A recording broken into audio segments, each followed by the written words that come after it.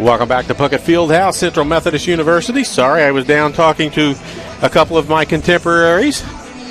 Eric Trells, who just went into the Hairston Hall of Fame as a wide receiver off of the football team in 1980.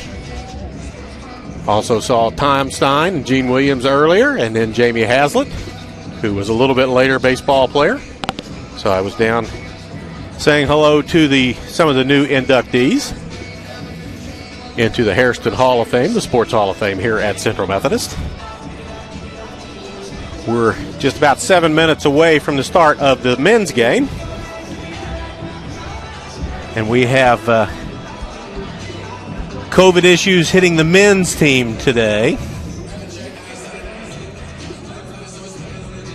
as they have several players who will be out today.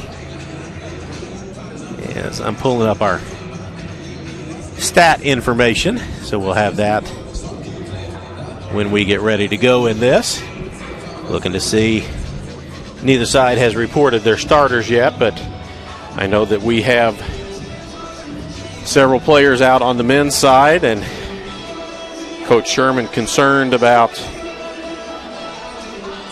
his players as the number 20 ranked Central Methodist men come into play.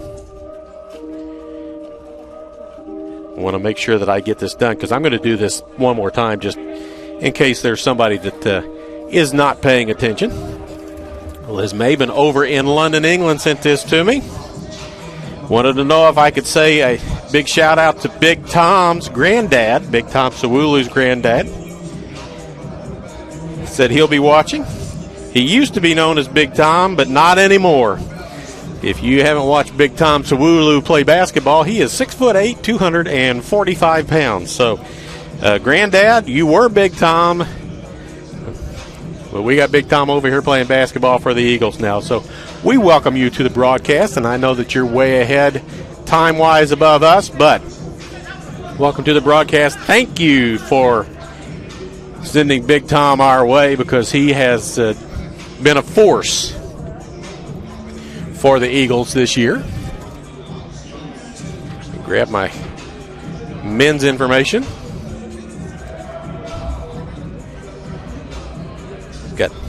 Big Tom's got 96 rebounds, and I'm looking to see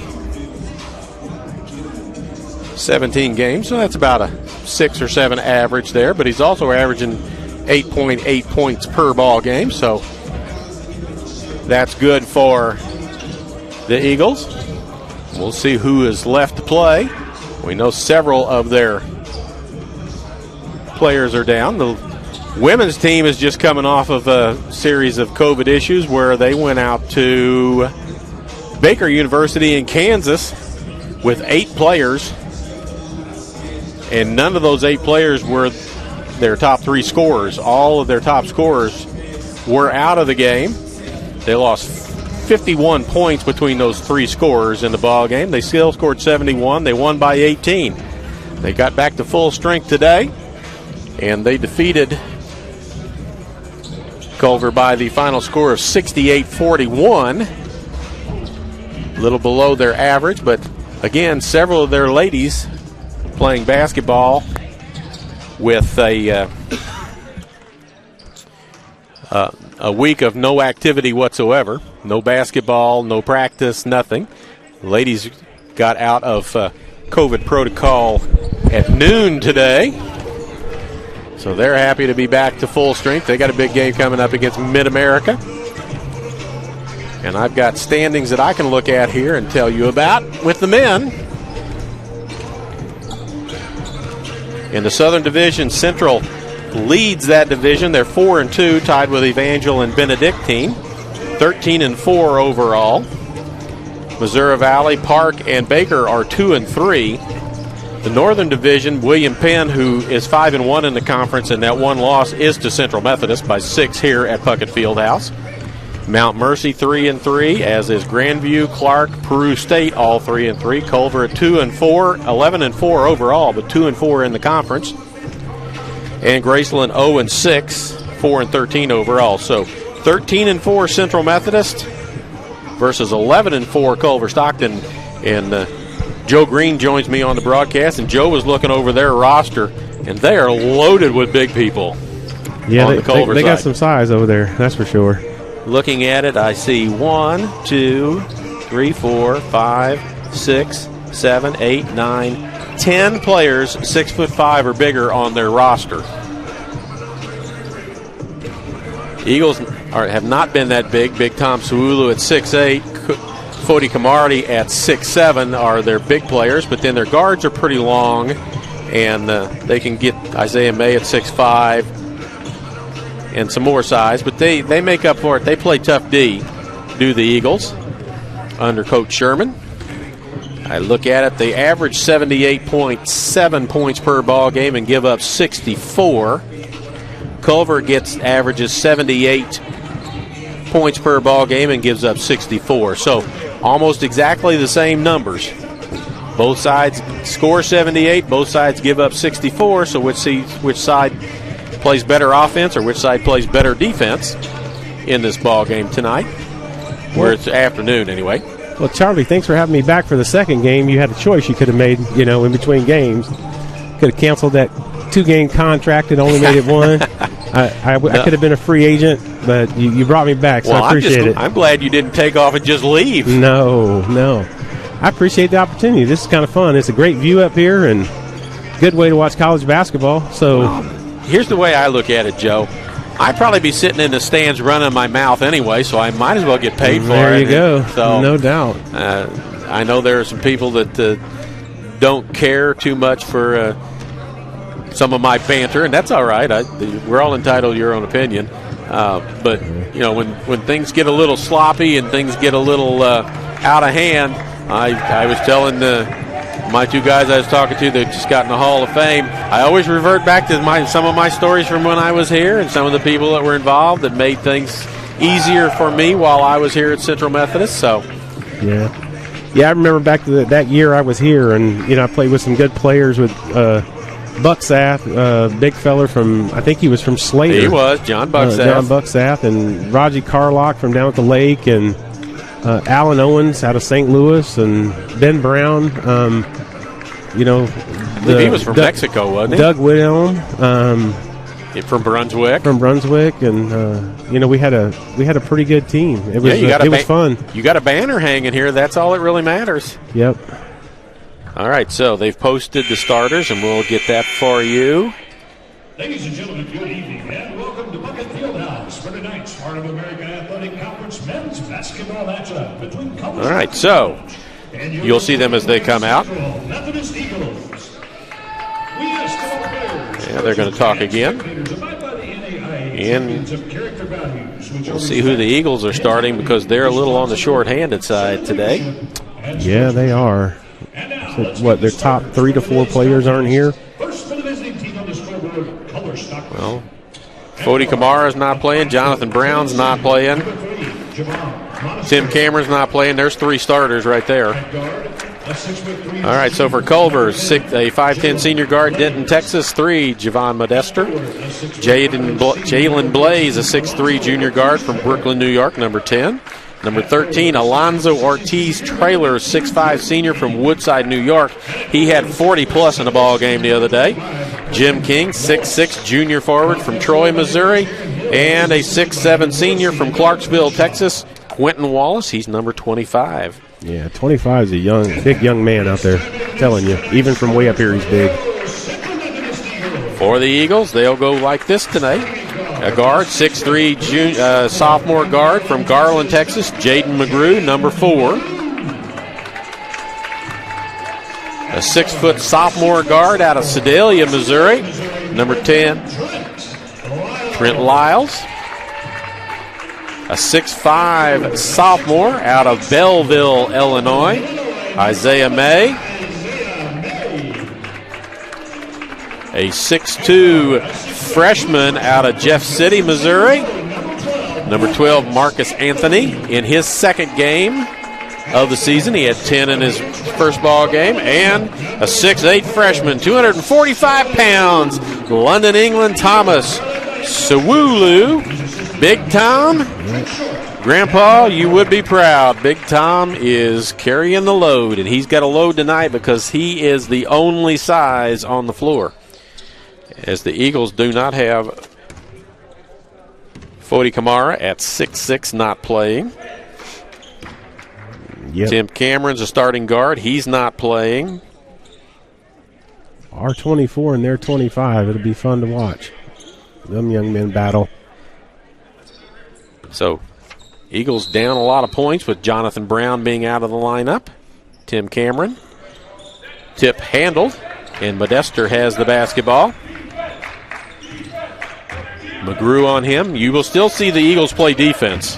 That's not going to change, no matter who it is. Modester. Anthony slows him down from the backside. This is King. Blaze. Back to King. Long shot on the way, no good. Anthony with the rebound, gives it to McGrew. The Eagles have 3 guards on the floor and 2 forwards.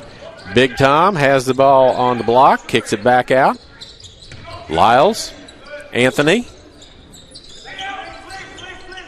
May on the corner. And there's a foul called early as Trent Lyles to the hoop. Yeah, a little reach there. Trent Lyles, not a big boy at 6 foot tall, but he can jump a lot.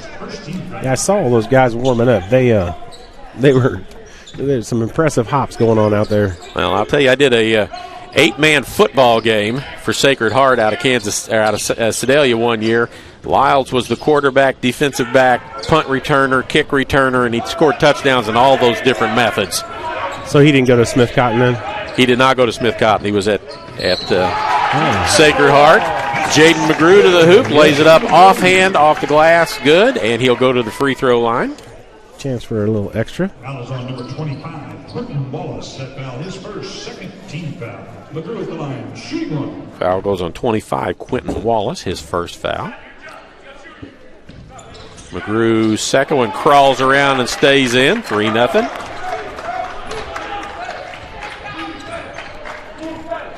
Modester on the run. Blaze, three-pointer is good, evens it up.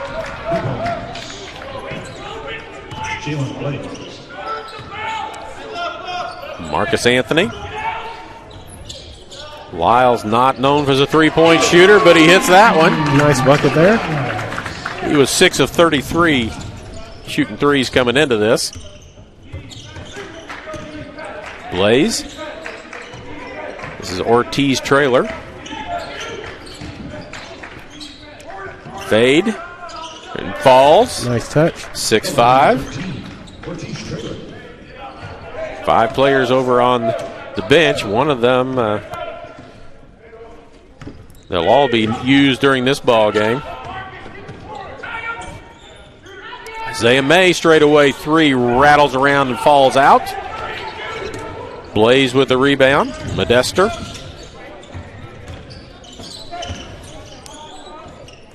Three on the way, no good by Ortiz trailer. Good transition defense by Culver. Got back real quick. There goes Big Tom through, and he's going to be called for a travel. There's some reaching going on, but might have taken an extra step there. Yeah, he might have taken the extra step while somebody had a hold of his arm. Yeah. For that guy to fall on me. Whew. I don't think I'd want to take a charge. Nope. I would stand in there, and you're a big man saying that. Yeah, I'm also old. So. Not as old as I am. I've learned a lot in my days. So. This is Wallace with it. Blaze, step back on the way, rattles around, no good. Wallace with a rebound, but missed the putback. McGrew, Lyles, McGrew. Anthony, he was smooth in high school, got to the basket pretty easily, pulls up, jumper on the way, good. Marcus Anthony. Yep. Elias. Saw a lot of him in high school. Yes, we did. Too much of him you saw year. Too much of him, yeah. He almost single-handedly ran Boonville out of a district ball game. Yes, he did. King on the baseline, backing in. Big Tom reaches in, gets the ball knocked out of there. Back in McGrew. the pre-COVID days. Lyles misses. Rattles around and ends up in Ortiz Trailer's hands. He's got it. He's looking to score. 3 on the way and good by Blaze. Two for him. Pair of threes, and we're tied at 8. And our clock's not working, so let me see if I can get that fixed up again while we go along here.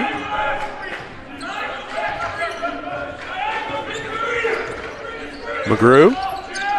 Lyles top of the key. Anthony left side 3 on the way. Rattles around top of the backboard and almost stays put. Yep.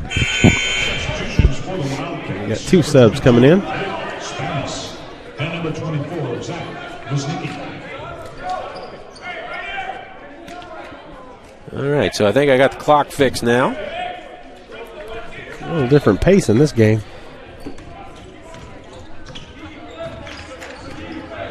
Modester. Spanos into the ball game.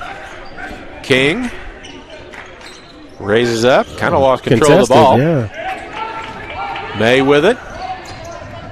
Anthony to the hoop, scoops it up and in. There's that body control I remember. He always found a way to get to the hoop and always found a way to get the ball in the basket. What a finisher. Charlie Bronikowski getting ready to check in. 10-8. Eagles in the lane. Off to the side, and then we got a foul called as Nick Spanos went up. Foul is on May, his first. Met some of his family after the last ball game. Very nice folks from Belleville, Illinois. First one rattles in. Yep. Check's coming in. Big Tom checks out. 6'8", 245 to Bronikowski. Let's see what they list him at 6'6". His hair's got 2 of that. He does have some really good hair. Yeah, he's got some locks, man.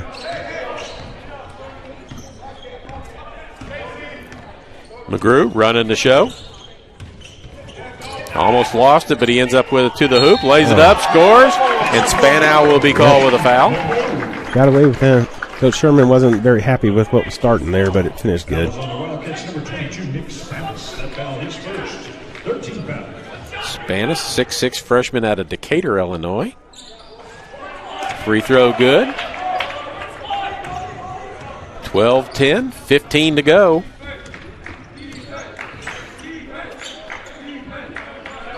Spanos. Good rebound. Bronikowski with a rebound. Nice position. Yep. Anthony to the hoop again, but he's going to be called for a travel this time. It's change of pace tricked the official, I think. Zach Zuranuski. Zunicki will go with in the lineup. That's him with the ball right there. Spins. Keyshawn Petty. Nicely to the hoop, Alonzo Ortiz Trailer. He's got 4. He had 40-plus in their last ball game. I think he might have been named Heart of America Player of the Week for all of that. Bronikowski inside against Spanos. A little baby hook. Yeah, how about that? Charlie on the board. Local Boonville product there. Local boy. Boonville High School. Saw a lot of him the last 3 years.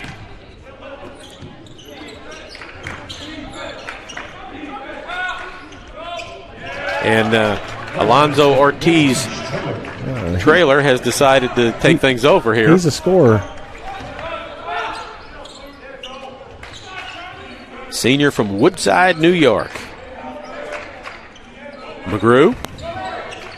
Lyles. In the air, good. Yeah, he's 100% today, Charlie. No kidding. He was 6 of 33. 2 for 2. Shooting 18% from the three-point line. He's got 100% today in Spanos. Zunicki. Hey, missed a shot. Ortiz Trailer had it spin out on him. Good rebound by the guard. Looking for a foul, didn't get it, but there's Bronikowski cleaning it up and putting it in. Look at Charlie with 4 quick ones. He scored some points when they went out to BYU. Yep. What a great opportunity that must have been for the guys. No kidding. That's been a lot of talk about. A lot of people were talking about that wasn't a real good thing for the Eagles to go out there and get beat up. But I beg to differ. I agree. Being as how BYU beat the number 13 team in the nation by 40 before that, losing by 34 to them didn't seem like all that much for a home opener for BYU because their fans were all jacked up for that. First free throw is no good. I remember a couple years ago when Warrensburg, they won their basketball championship and got to go play Duke. And it was like, well, why are they doing that? I mean, what an opportunity. That's what you got to think. I mean, the Luscombe kid out of Blackwater, Missouri, sitting there playing in Duke Stadium. Yeah. Things you're going to talk about forever. We played there. We played at Cameron Indoor. We played against that guy. We played against this guy. We saw Coach K. Hey, I can remember when we were here, we got to go to SEMO and play, and I was in awe because it was like, look at all these people. Anthony to the hoop. Spins out. Bronikowski had a shot at it. Didn't get it. On the rebound, Caleb Kaiser.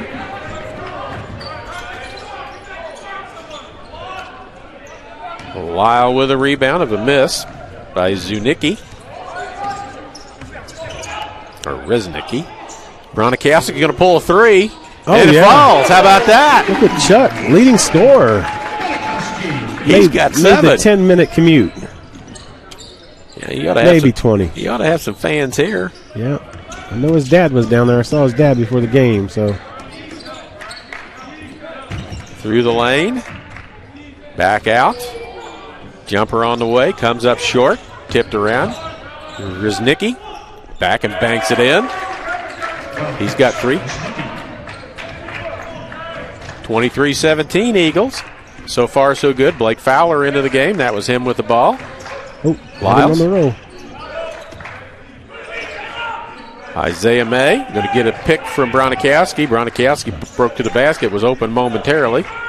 Comes back out, getting ready to set another pick on Blaze. Lyles. 3. Well. And that one.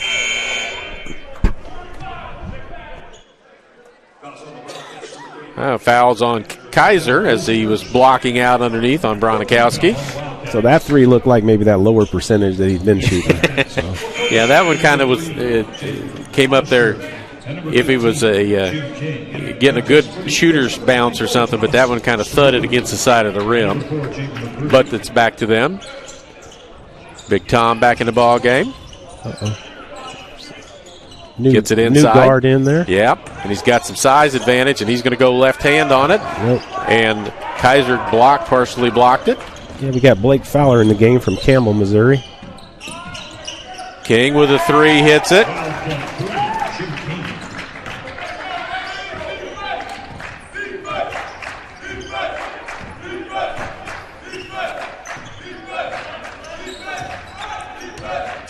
McGrew. Sawulu, nice pass. Finish with the offhand. Big time. That's for you, Grandpa.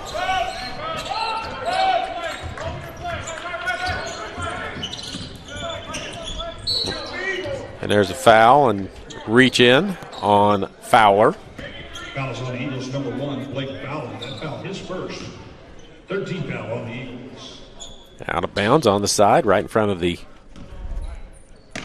Eagle bench.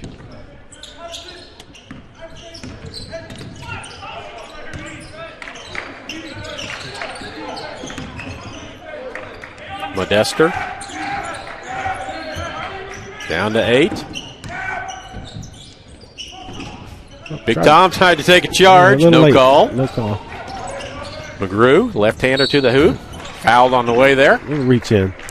He'll get a pair of free throws. I see Coach Sherman still doesn't spend a lot of time sitting on the bench, does he? He does not. He kind of wanders. Aggressively wandering. Yes, he is. He's talking to his team as he goes and talking to himself and want to say hi to his mom and dad out in Colorado. I know you're watching. Jaden McGrew misses the first free throw. We're almost to the halfway point. Coach has been here a long time. He has. He was pretty young when I played for him.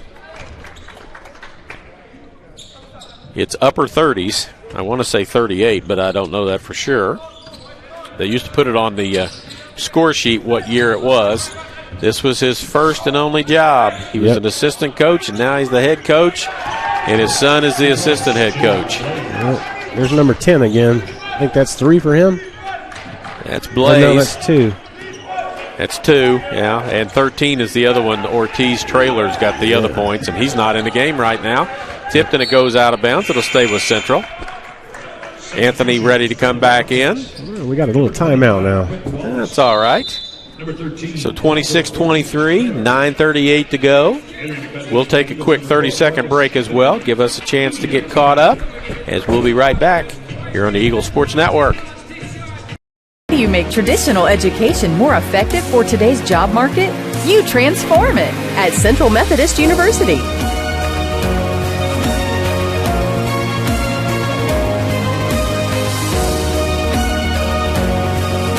Now the only limit to your education is your imagination.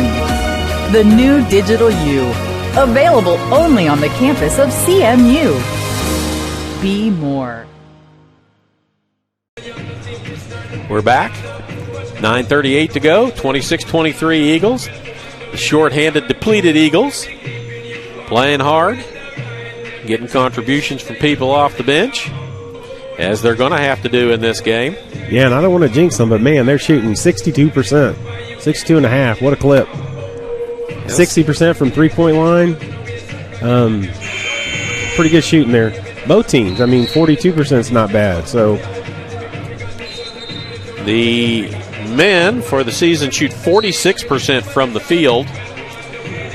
They hold their opponents to 39% from the field. Culver shoots 45.7 and holds their opponents to 39.3. So both sides shoot the ball pretty well. Out of this ball game, not playing, Tim Cameron averaging 13. Let's see, Jonathan Brown averaging 18. Fodi Kamara averaging 8. So that's about 40 points or so out of your lineup. Big Tom Swulu stepped through, and he'll be called for a travel.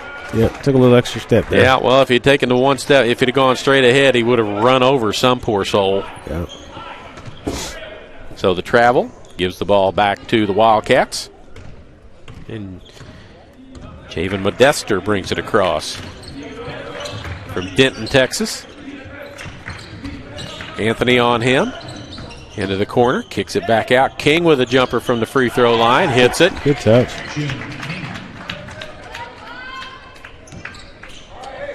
26-25. Love to see that mid-range jumper in people's games. Kind of getting to be a lost art. Yeah, everybody's either a dunker or a three. Yep. Euro Anthony stepping it to the goal. Anthony goes down the lane, kicks it to corner. Bronikowski with a three from there, no good. Big Tom battles, but Wallace comes out with a rebound. Almost from the bench. Missed shot. Anthony saves it. McGrew on the run. Bronikowski got another one fired up from there and hits it. Charlie Bronikowski with 10. What's his career high? I think 7 was his career high. He broke that. How about that in the first half? Coach Sherman's asked for. Yep, he needs some contributions from other people. Yep. Good to see that for the young man. King stops, baseline jumper, doesn't draw anything. Wallace got his hands on it, but McGrew comes out with it. 4-point lead, 8:08 to go. Oh, in one. Nope. Just heard from President Drake, president of the college, says he's watching while he's traveling away from campus, and he enjoys the broadcast, and the players are doing a great job. Marcus Anthony at the line. Misses the first.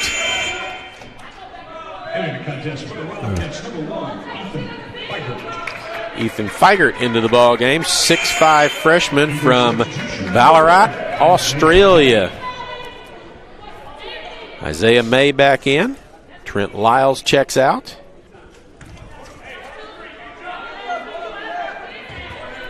But you see a little closer up shot of Marcus Anthony make that free throw. 30-25, 8 to go in this first half. King, curl, Ortiz trailer with a jumper and good. I think he's missed one shot so far. I think he's missed one shot, and he's got 8 points. And he hasn't drawn any rim. It's been all net when they go in. McGrew calls for a pick from Sawulu, who's going to run Modester through it. Little floater in the lane doesn't go, tipped around, and it goes out of bounds off of 2 Culver players. As Wallace and Figert were after it, but it ends up out of bounds, and it will be Central basketball. Lyles checks back in. Tom Sawulu checks out, so the Eagles go smaller. May, Gronikowski, Anthony, Lyles down the lane, pulls up, looks for a shot, can't get it, back out, reset with 8 on the shot clock. There's a foul on Modester as Lyles went by him.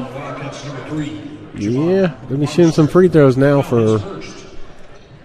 Should be 1 and 1. That's team foul number 7. Trent Lyles at the line.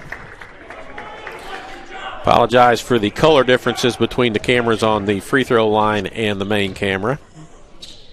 The 2 other ones are mine. Makes it. The 3rd one belongs to Central, and I don't want to mess with their brightness on their camera. 31-27. 32-27. As we approach 7 minutes to go in this first half.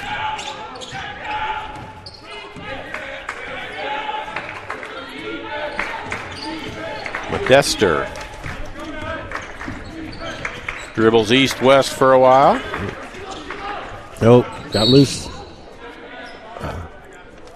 Isaiah May down on the floor.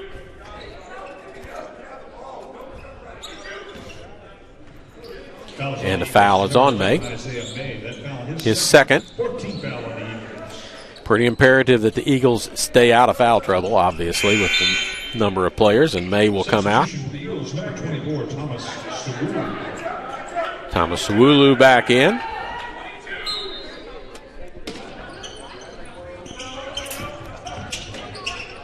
Ortiz trailer, King top of the key.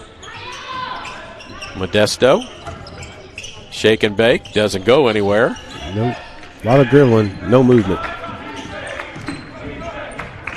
Good help defense there. Wallace. The bigs. Banging into each other. Yep. Jumper no good. Sawulu wins the battle, gets the rebound.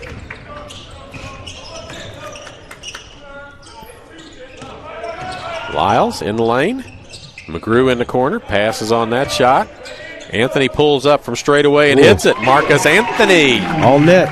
He's got 8. You know, I saw Coach Sherman post about they needed to pick up their offensive game, and they have so far in the first half. I'd tell you that. Yeah, the problem they run into from time to time is they go about a 3-minute stretch without scoring, and they either go from ahead to being tied or going from being behind to being way behind. Gronikowski. Anthony in the corner, gets baseline, and foul going to the hoop. He'll shoot a couple of free throws. Young man has no fear.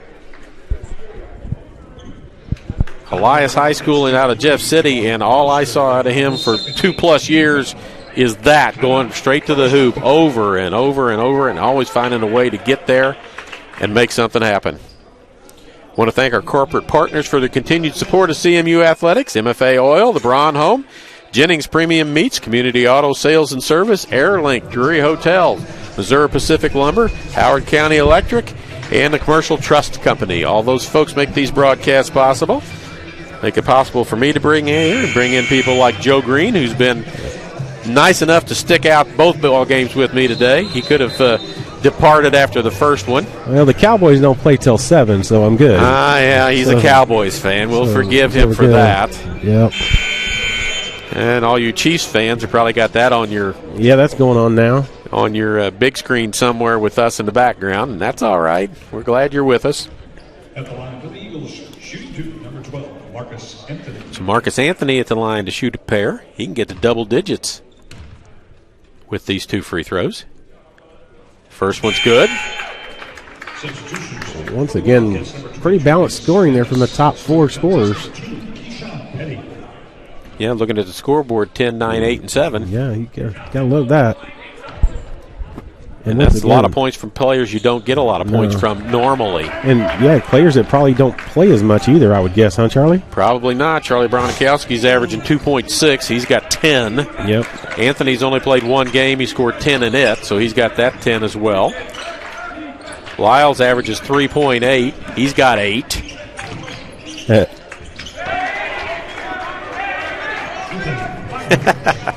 Yeah.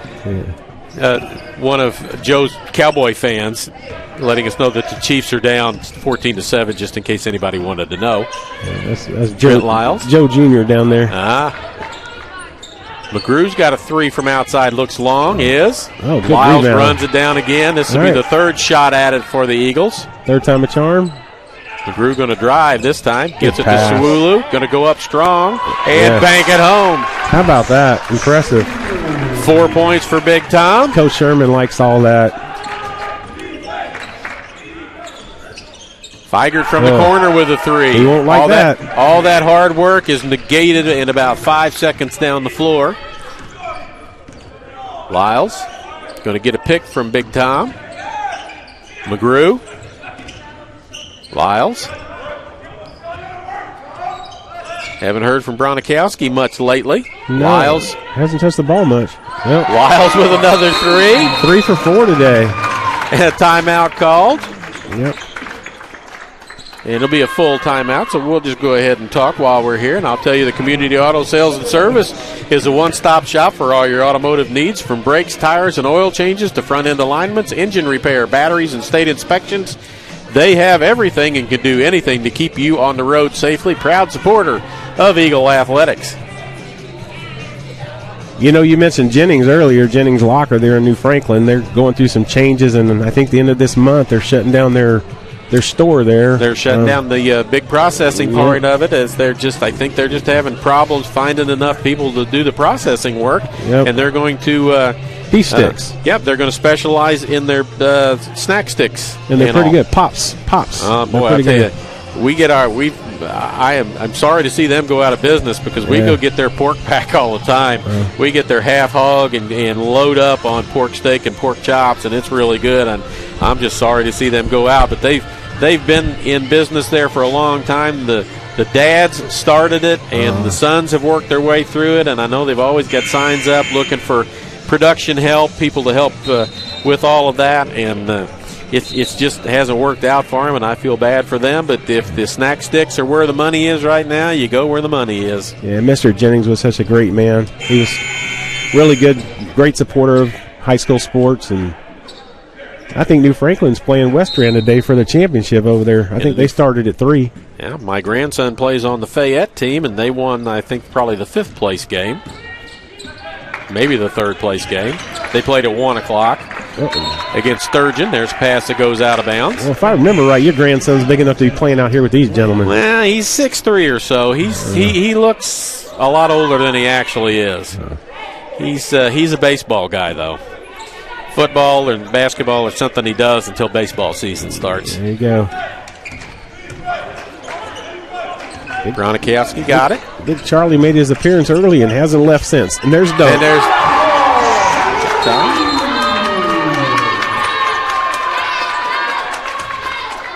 So he gets that. The bench is excited. The girls' team's still here celebrating with them. Yeah. We'll show you that replay. I got it. The tail end of it, and we'll show it to you when we get a chance with some dead ball action. Feigert. Keep moving in, gets closer and closer. On the floor, Bronikowski's down on the bottom. Good hustle, young man. Jump ball, it's Central basketball. King checks back in. So hang on, Sewulu family. I got a replay of the Big Tom dunk that got the bench up and fired up. 44-32, biggest lead at 12 for the Eagles. Anthony on the wing. He's going to drive, step back, fire three, short this time. Oh. Big Tom involved, but can't get the rebound as he was out number 2-1. Modester. He's navigating through all the traffic. King straightaway three, rims out. One of the few misses for him. Yeah, good looking shot, though. Lyles.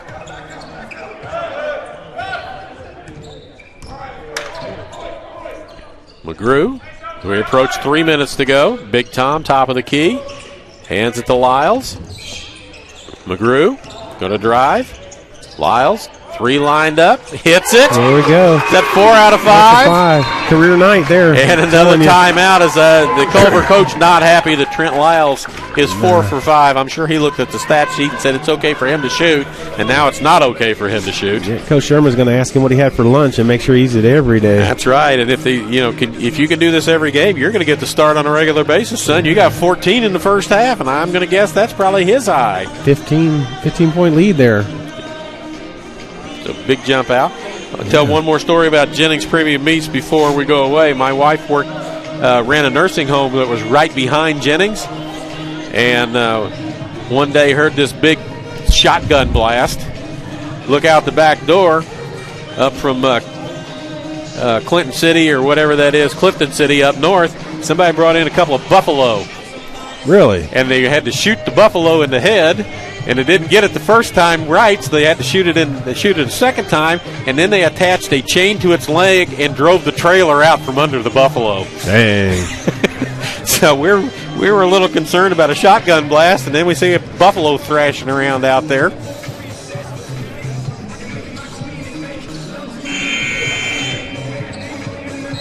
.251 left first half.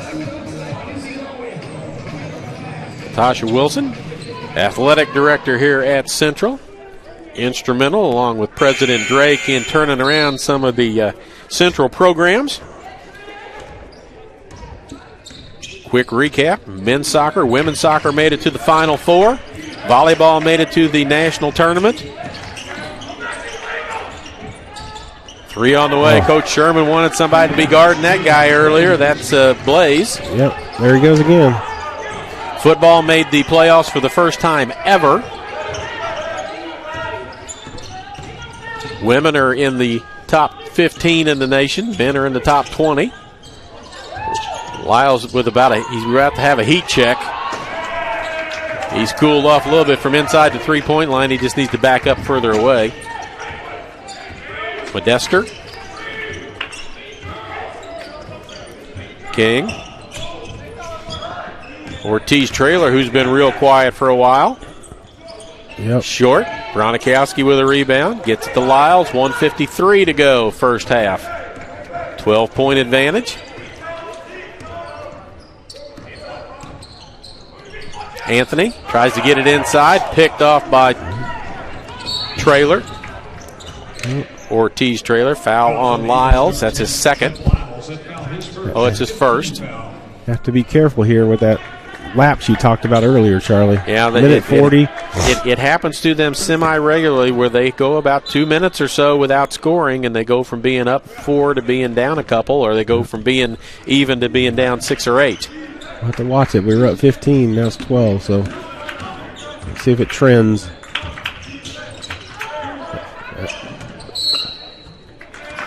And a turnover goes to Central. That young man sporting the mustache out there. 1:25 to go. Zach. Yeah, you're not going to go for the second name? No, I'm going to pass. I'm going to pass. Let you handle this thing. Let you handle the technical difficulties. Yeah, that's why I don't paid the want, big bucks, right? I don't want his parents yelling at me. Big Tom inside, lays it up and in. There we go. He's got 8. 3 players in doubles, and Tom's got 8. Not only that, but McGrew's got 7. Good help defense. Uh-oh. There's Ortiz. Nope. Missed 2 in a row. Hits the top of the backboard. Out of play. 50.7. Central can play 2 for 1 if they can get a shot off in about the first 10 or 15 seconds. Lyles points that out. Coach Sherman wants them to hustle up. He wants to play 2 possessions for 1. Lyles down the lane. Anthony from the corner, no good. Tipped around, knocked out of bounds. The Eagles will get the ball back. 20 on the shot clock, 35 on the game clock. Culver's coach not very happy about the rebounding there. I'm sure he's not. He had position, but he did not come away with it. It's Aaron Hill. He's being out-rebounded 20-11. With a size advantage. Yes. At almost every position. Evan Morrissey and Noah Crenshaw, the assistant coaches. Now they're going to run it down and leave about 15 seconds or so on the shot clock. Anthony, runner in the lane, knocked down. It looked like he tried to pass it. It did look like he tried to pass it. Shot clock violation, 13 and a half to go, 49-35. Probably should have just slung that up by the rim somewhere. Yeah, try and bank it and see if you can get it back somehow. 15 and a half now that they put the time back on the clock after the shot clock violation. They got a pretty big advantage inside the paint on them, 16-6. So Modester around the pick. Inside it goes to King against Sewulu, and there's called a flop on him. Called the flop on Big Tom. It'd take a little bit to knock Big Tom down. Sorry. The thing is, if he goes down to the floor, it's pretty obvious. He's not landing lightly. Nope. 16 foul. Doesn't count anything. 3.9. Yep. Culver will have the ball out of bounds. Not a bad foul when you think about it. He's just called for a flop, so it doesn't count for anything. It's not showing up on the scoreboard as, I guess it's a warning. If he does it again, it's a technical. Oh, good block. That's Lyles. Yep, good finish. I'm telling you, Trent Lyles can jump. Yep. 49-35. How about that? 39, yep. And let's see if we can't get you that dunk by Big Tom coming up here. Let's see if we can run that out here for you. Central shot the lights out, 54.8%. There he is right there, wham, and right down, good. Always nice to see the big fella with the dunk. And teammates like it. Got a lot of conversation going on between coaches and players, coaches and officials, players and officials. Yeah, Ortiz missed his last couple shots there. A little bit more contested than his first ones, and he doesn't look like he left very happy. So we'll go ahead while we work on some stats. We'll run this set of ads and take about 4 minutes or so, and when we come back, we'll try and have some halftime stats for you here on the Eagle Sports Network.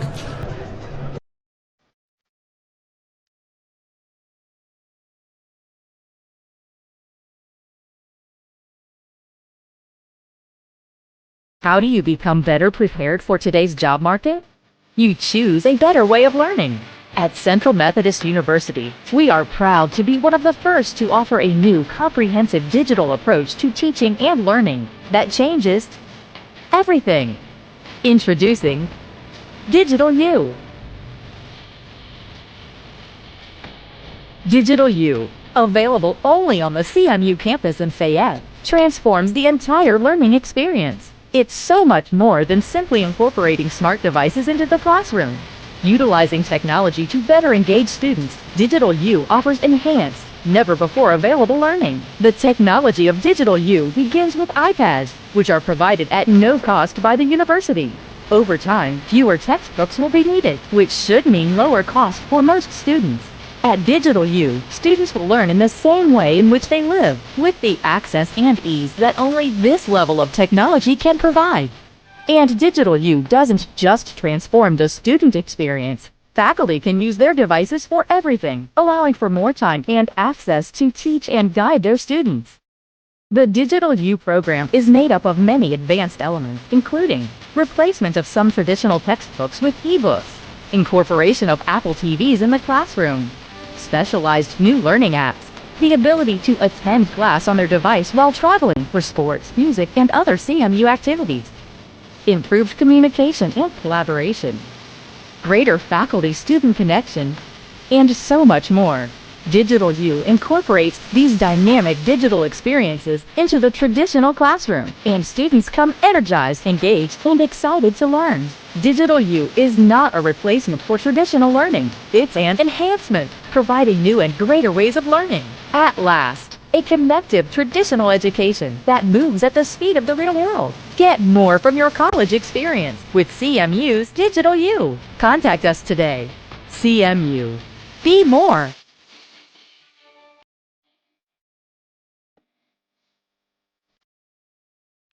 Life in college has changed forever, and now you get to choose the college experience that fits your world, your way. It's your education. Finally, you get to choose. Central Methodist University is the place to start your journey, whether it's learning online or going to class in person and enjoying all a traditional college life offers, like the Digital U technology and lifestyle at Central. Central has a network of offerings that are hard to beat, from nursing to marine biology, from chemistry to music performance and cybersecurity. The athletic programs at Central are among the best in the country. The campus is safe, and there are dozens of clubs and organizations from which to choose. Or, if a different way of learning is your thing, we have classes across Missouri and online. Get your college experience on track your way. Choose Central Methodist University. Fayette, Missouri, online and statewide. How do you make traditional education more effective for today's job market?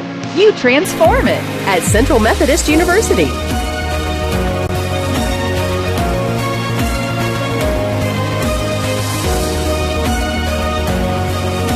Now the only limit to your education is your imagination. The new Digital U, available only on the campus of CMU. Be more. At last, an approach to teaching and learning that connects the traditional classroom to the real world at Central Methodist University.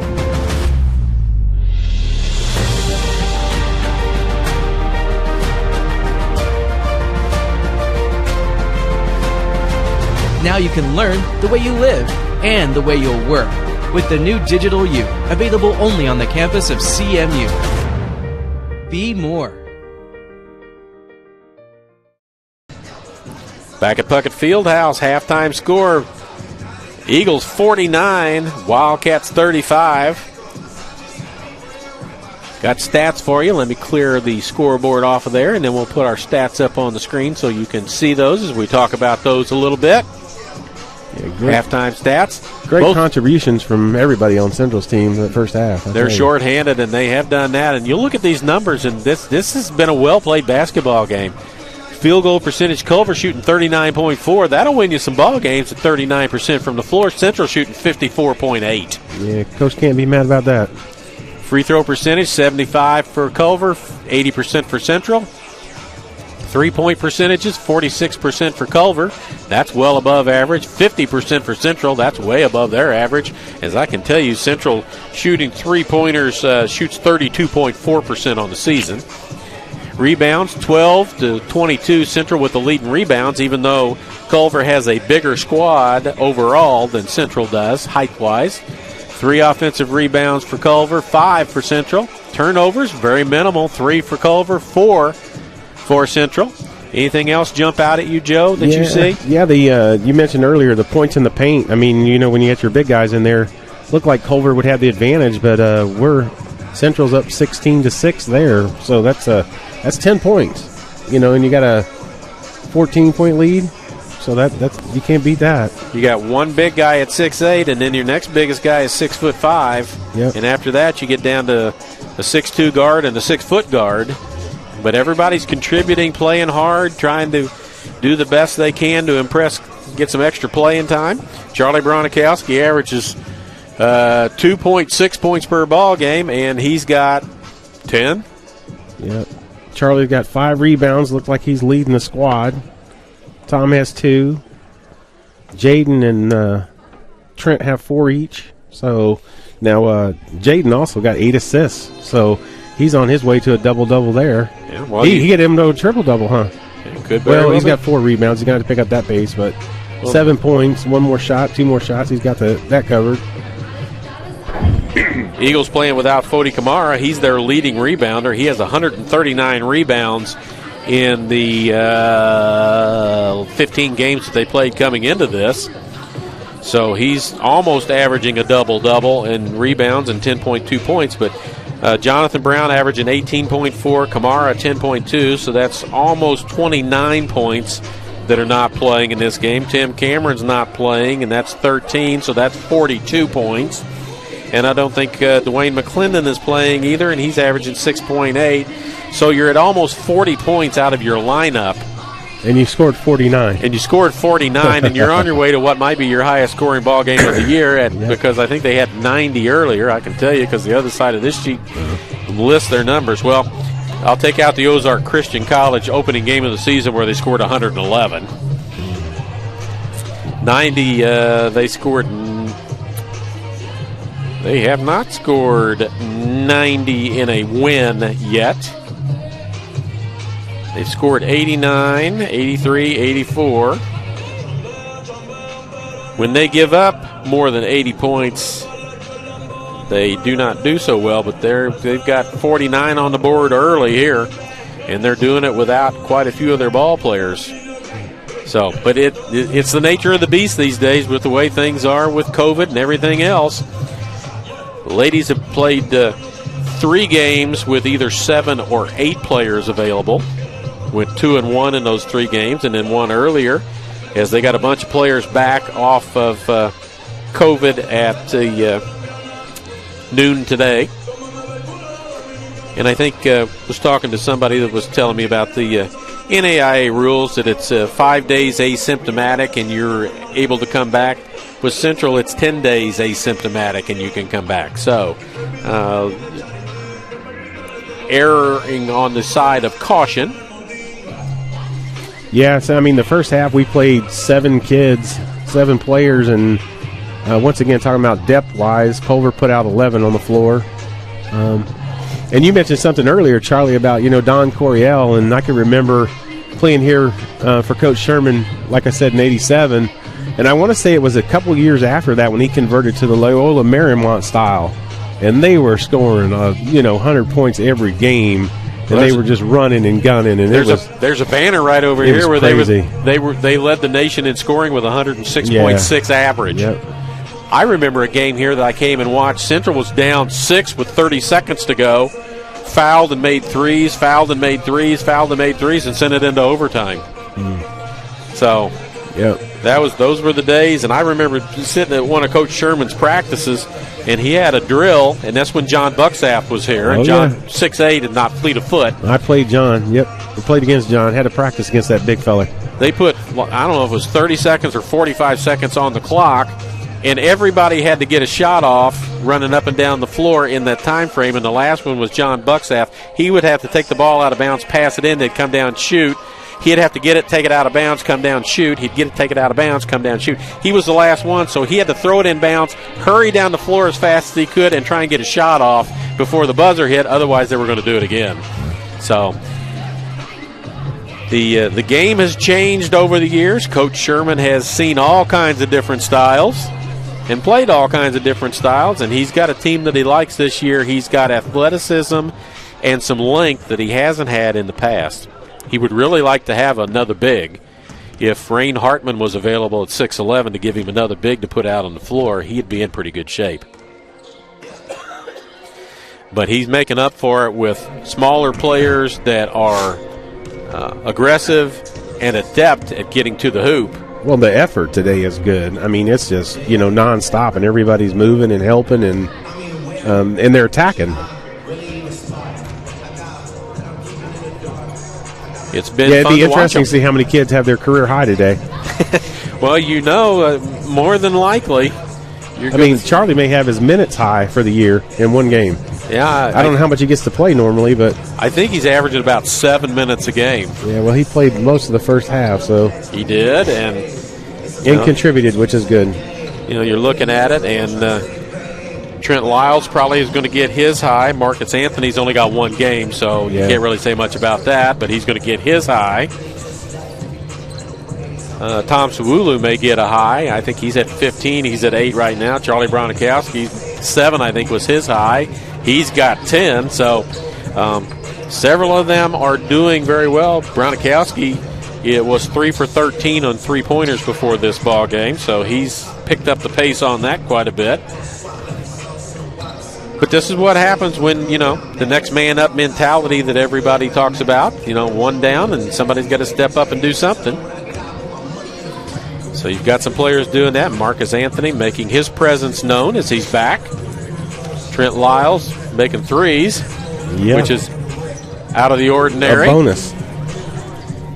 Yeah, he's had Coach Hill upset on the Culver side with his threes. I think it was okay to start the ball game for that guy to shoot threes, and then it really wasn't okay after a little while for him to be shooting threes, as he's 4 for 5 from the three-point line. Well, last night in our high school game, we let one kid intentionally alone, and the first thing he did was pop a three, and I thought, well, I don't know if this strategy is going to work, but that was the only one he made all game, so it ended up working out for us. But we'll explain. You did that because they had a 6'10" kid on the floor that you were trying to double team. Yeah, when your former shooting guard is now your center on your high school basketball team, it changes things dramatically. Yeah, when they've got a 6'10" kid and you've got a 6'3" kid, and that's all that you can put up against him. And the 6'10" kid is a very good ball player. He was an All-State last year, and he'll be All-State again this year. Before he left the game last night, he had 34 of their 67 points. Yeah. He had more than half of his team's points, and it wasn't he was standing underneath the basket and shooting layups and free throws, little tap-ins. They had him playing outside, and he shot made a couple of threes and whatnot. So, yeah, overall the team did a good job for basically 3 quarters. Held our own. We're right there with them, and you just get wore down eventually, and that's what happened last night.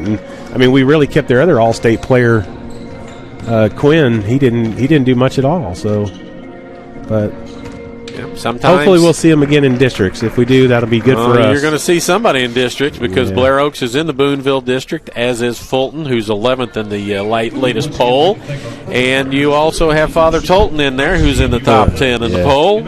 Yeah, the district assigners did nobody any favors for those big 3 schools. I call that the district of death. Yeah. You're just to get through that.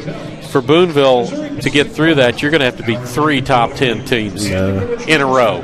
Yep. So we're just about set to get back. 49-35 as Joe and I reminisce about Central days, and his son plays high school basketball over at Boonville.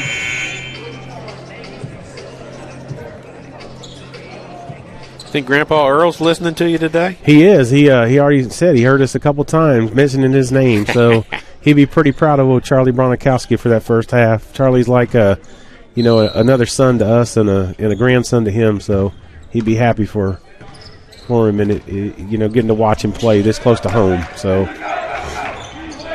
and Central comes out in a trapping defense. Wallace around it comes to Ortiz trailer to the hoop, lays it up and in. Ortiz is back.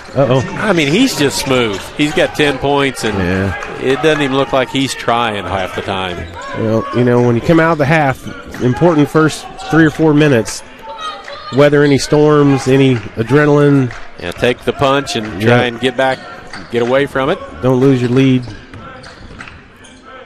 You got to expect Culver's going to make a run. Missed shot, and Suwulu's going to pick up a foul. That'll be his first. That was an effort. That was all effort foul there. So tried to tip it around as Isaiah May missed this jump shot, and it was 49-35 at the half. Somebody take a picture. Coach Sherman sitting down. His folks out in Colorado won't understand that. Nope. They watch all the time. We appreciate that. From Dubuque, I believe, is King. Misses. Got to be proud parents there. And grandparents, as Jeff's son Matt is the assistant head coach. There's Lyles in the corner. He could have gone all the way baseline. Back out, miss, but there's Suwulu with a rebound. Left hand, up and in, score the basket, count it. Good and touch. Free throw. That's a big young man, I tell you what. You see him from the free throw line. He's up to 10 points. 4 players in double figures, 3 players in double figures. Yep. Misses the second, or misses the free throw to finish the three-point play. And Modester has the basketball.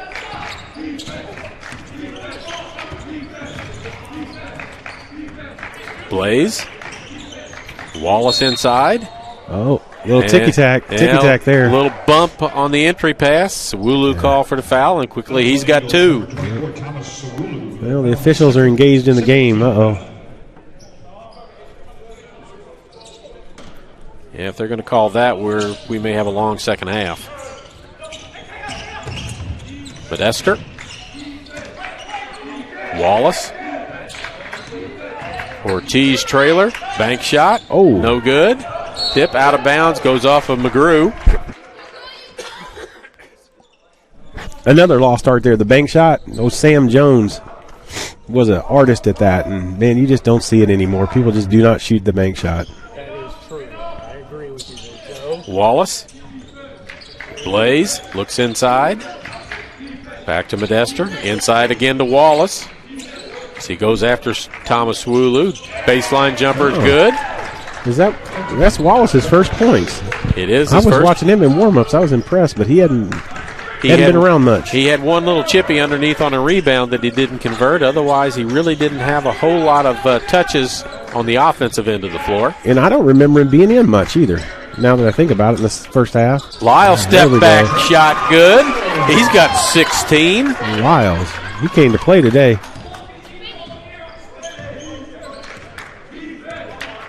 The Gremlin from Sacred Heart.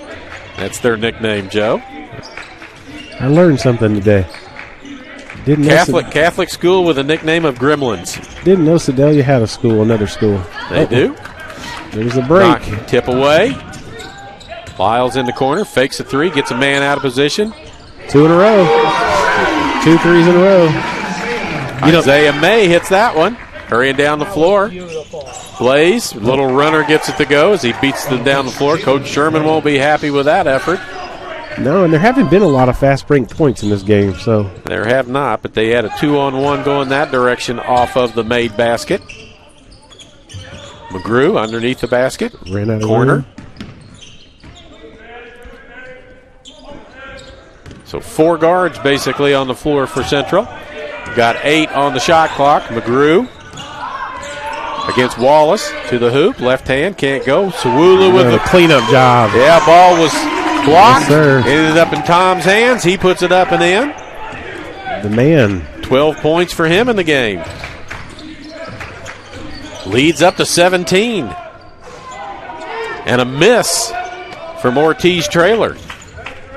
No transition, so they slowed it up. I don't know if you noticed the last time that after Tom made the basket, Lyles was encouraging everybody to get back in a hurry. Inside it goes to Sawulu again. He's fouled, and he's going to go to the free throw line. He's asserting himself. Oh, yeah, I was going to just say he's asserting himself, and they had to put 2 of them on him to stop him there. His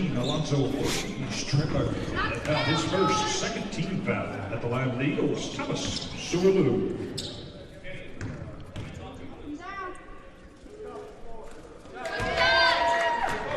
Substitution for Culver-Stockton, number 35, Caleb Kaiser. Caleb Kaiser checks back in.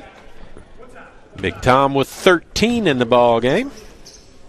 Baker's dozen. There you go. And we see Central survived that first 4 minutes. Built the lead up.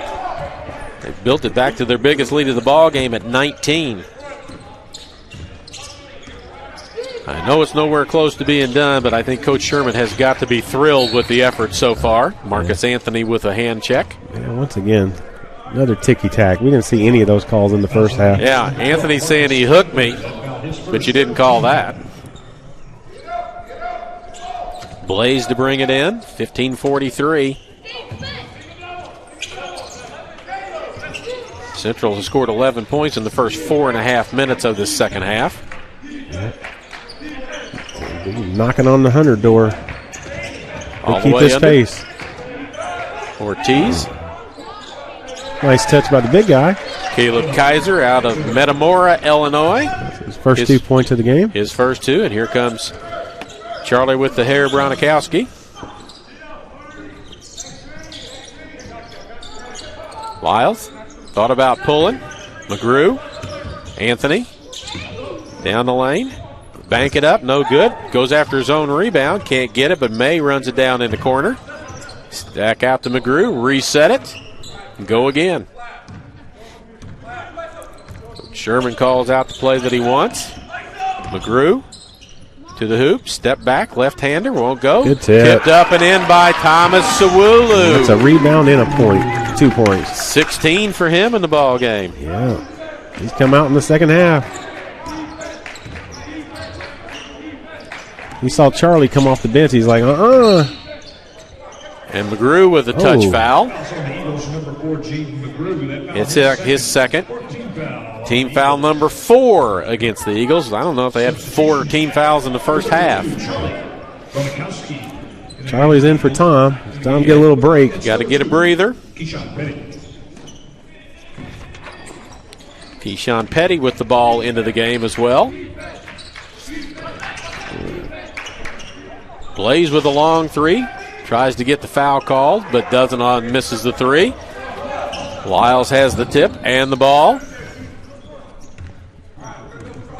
Tom has doubled his scoring average for the year in this game, so. A little weave out front. McGrew has it. Got a big on him, so he wants to go to the hoop, spin around. Oh, what a rebound. Miss, but he goes right to it, picks it up, and That's scores. A hustle. Shooter knows when he missed. I was going to say, you know when you miss, you're the first person who knows. And take the educated guess of which way he's going to go. I watched the game here last year where a kid shot a 3 and missed it and had the dunk follow-up because he knew he missed it.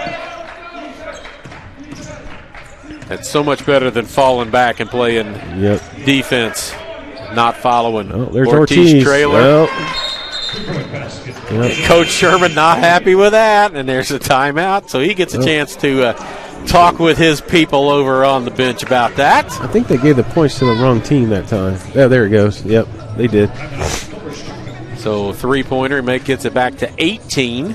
So what's Culver's boys scored in this quarter? Because their girls didn't do too well on this end. They had 35 at half. All right, well. They've got 11 so far. There we go. They broke the jinx, the Culver jinx on this side, on our left side, looking at the court. Yeah, Culver only scored 2 points in the third quarter of the women's game until about the last minute, and then they hit a 3, so I think they had 5 points in the quarter. And at one point, they only had 12 points in the second half. So I can tell you, pick up my sheet from here. It was 32-20 at the half. They scored 4 points in the third quarter, did Culver's women. Central scored 22. So they scored, Culver scored 21 points in the second half. Central scored 34. I know we've talked about this all game, but you're talking about contributions from kids. I mentioned Tom earlier doubling his average. He averages just short of 3. He's got 10. So you're getting contributions from kids that Lyles averages just under 4, and he's got 16. He's got 16. So yeah, I mean, once again, Coach Sherman's got to be happy with that. You know, and if you can carry this forward to where your players that you've have coming off the bench can do this when they come off the bench, that's going to help your team overall when you get your other starters back that can score, to have people coming off the bench that can contribute. And Jonathan Brown doesn't have to play 40 minutes of basketball anymore. Well, a game like this can just build the confidence of the players that, don't get a lot of minutes, and now you are, and you're showing you can contribute. So yeah, you're getting minutes, and you're producing. And they're not playing against Culver's second string. They're playing against their starters. Lyles from the corner. Ronikowski got the pass. Good rebound. Marcus Anthony gets the rebound. Was not blocked out. Went to the hoop. Going to go to the line and shoot a pair as he was fouled. That will go on Kaiser. His second. Team foul number 3. So Mr. Lyles is 4 for 6 now. So we'll let you take a look at him while he's shooting his free throws. A little closer up.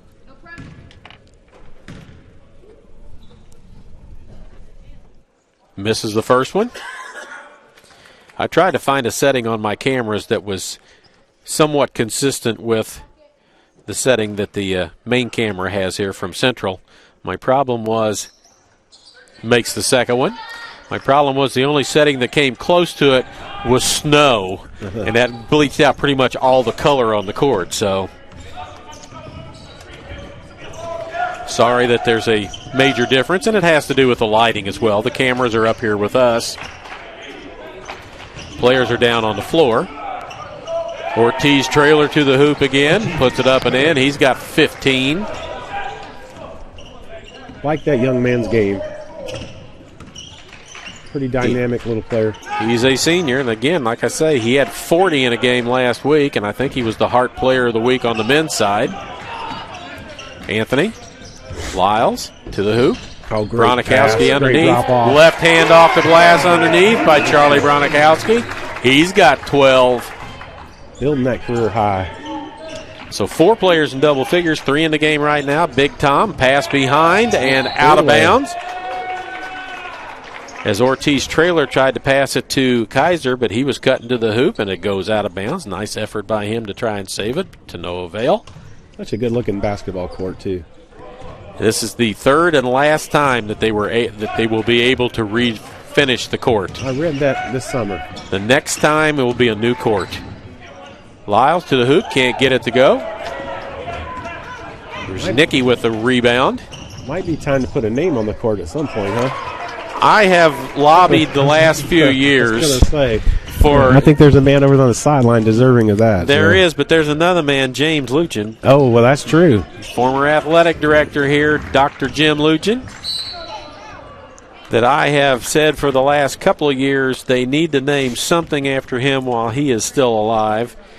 He has lost his wife, Libby, but I would love to see this be Jim and Libby Luchin Court.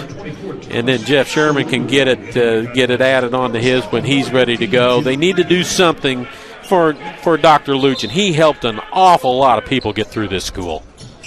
Who's the field house named after? Erastus Paul Puckett. It's Puckett Fieldhouse, and he's got to be like 1918 or something. This is Petty from the corner. No good. Yeah, good late defense, but he got his hand up and distracted him.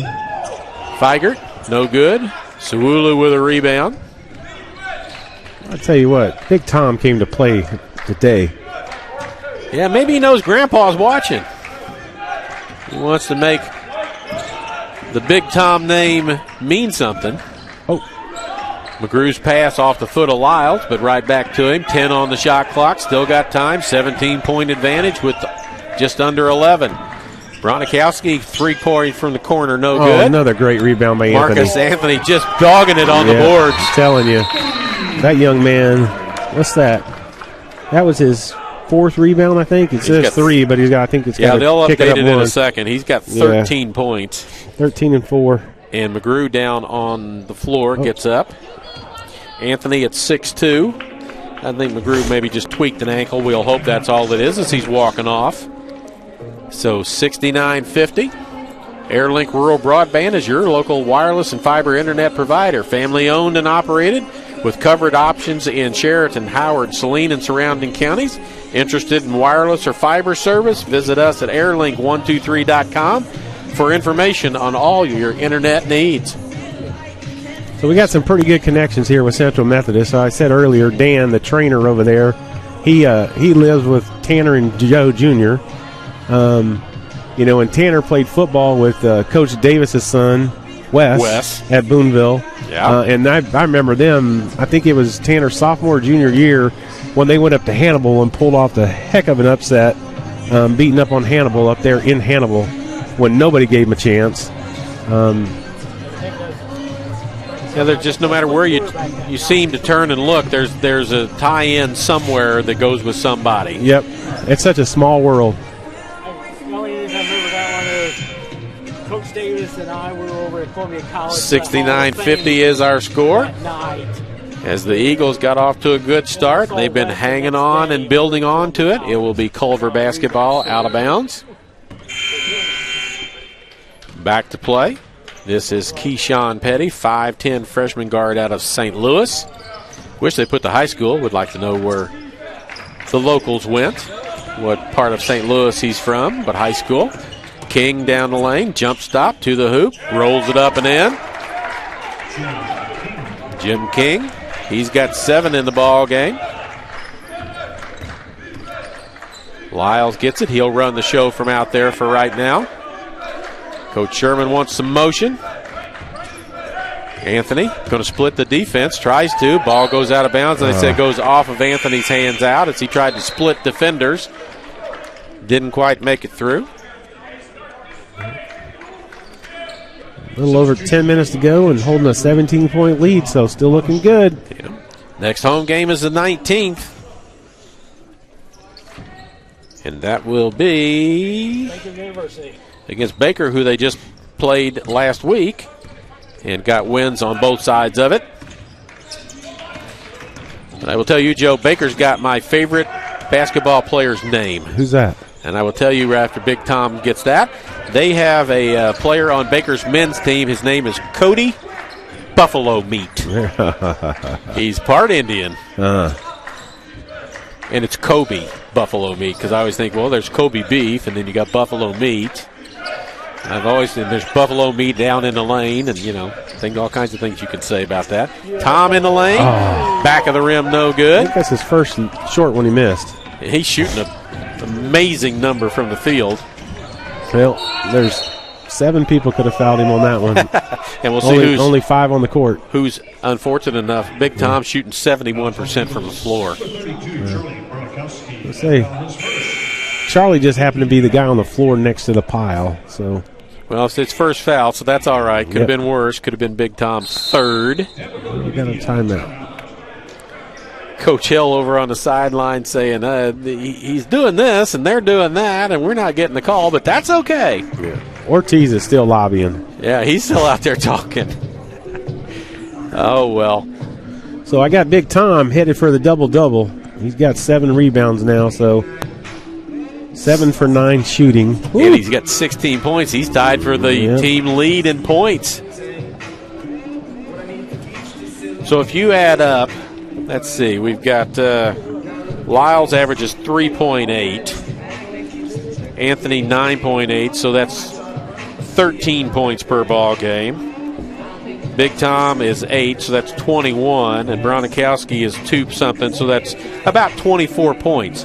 You've got 32, 45, 57 points between those guys right now. Yeah. Nice contributions again.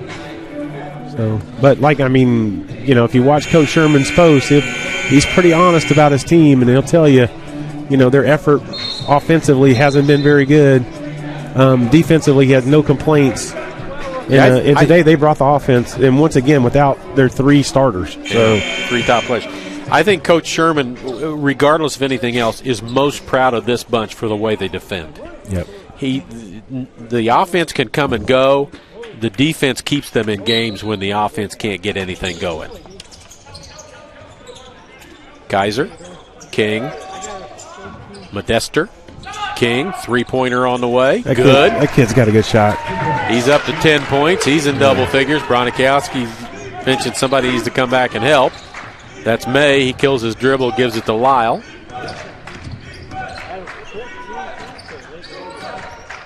Bronikowski, long way from the basket. To May. Big Tom with a pick. Roll not available. 10 on the shot clock. Anthony. Yeah. Lyles. Offense is out deep. Anthony going to take it to the hoop. Another good pass. It underneath. Oh. Big Tom has his shot blocked by Kaiser. Out comes Modester on the run. Nice stop and shot by Blaze. All right, down to 12. They made the little run. Now we got to get back on our offense and move it inside. We spent 20 seconds out top that time. There we go. That's a layup. Nope. Missed. Tipped around. Good May hustle. runs it down. Anthony from the free throw line scoops out, but there's Big Tom. Rebound basket. He's got 18 now, and that should be at least 8 rebounds. Yep. Charlie Bronikowski called for a block on the baseline. Another ticky-tack there, but oh well. Number 32, Charlie Bronkowski. Big Tom. His second. He's moved to the top of the leaderboard. 18 and 8. next foul on the Eagles will put the Wildcats in the bonus for the remainder of the game. Oh, Coach Sherman's going back to guards and one big man. Kaiser inside against May. To the basket, scores the hoop. Foul on May. Third foul on Isaiah May. I don't know how tall that kid is, but he is long. King. Once again, look at his hand. His hands are down to his knees almost. He's 6'6". Oh, that's why. That's why he looks big, huh? Man, he just looks long. They've got a bunch of 6'5", 6'6". Like the one girl on Central's team. Yeah. You can see physically 6'5". Yeah, their hands are just down by their knees. Or Deja Eli, whose wingspan is much bigger than her 6'1" frame. Yeah. There's a kick. Big Tom now at 9 rebounds. He'll have a double-double with the next one he gets. Coach is coaching hard over there. Wouldn't you like to have a step meter or a stepometer or whatever that thing is called on Coach Sherman to see how many steps he gets in during a ball game? Don't know how he's got any voice left for the end of it either. Lyles. Sawulu in the lane, loses a handle on it, but he's fouled, and he'll go to the free throw line. Oh, Charlie's getting a drink. Yeah, it will be interesting to see when Coach decides to retire how much Matt stalks the sidelines. Well, he's learned from the best. Yeah. He's learned how to wander that sideline and stomp your foot, get their attention. First free throw good. Does he coach any of the reserve teams, or is that done by I think it's done by others. Okay. It's hard to tell with their reserve games because they're all either YouTube or Facebook Live. There's no commentator to tell you what's going on, and just the camera like this one right here, just going back and forth. You really no scoreboard. You really can't tell what's going like on. High school huddle, then. Correct, exactly. Except huddle now has a camera or has a scoreboard from time to time. Blaze with a three. He made a couple of those early in the ball game. There's another one. He's got 19 in the game. 10 points. Oh, freebie. Oh, and a foul as Big Tom is whacked underneath. Yeah. Coach Sherman getting after him, saying that ought to be a dunk and a foul. Yeah. Take that up strong and finish that. Foul on Javen Modester. His third. Free throw good. And a timeout called by the Eagles. We'll go back to that shot so you can see a little bit of the timeout. Full timeout, so they get to sit down. That's how you know if you didn't hear full timeout or see it.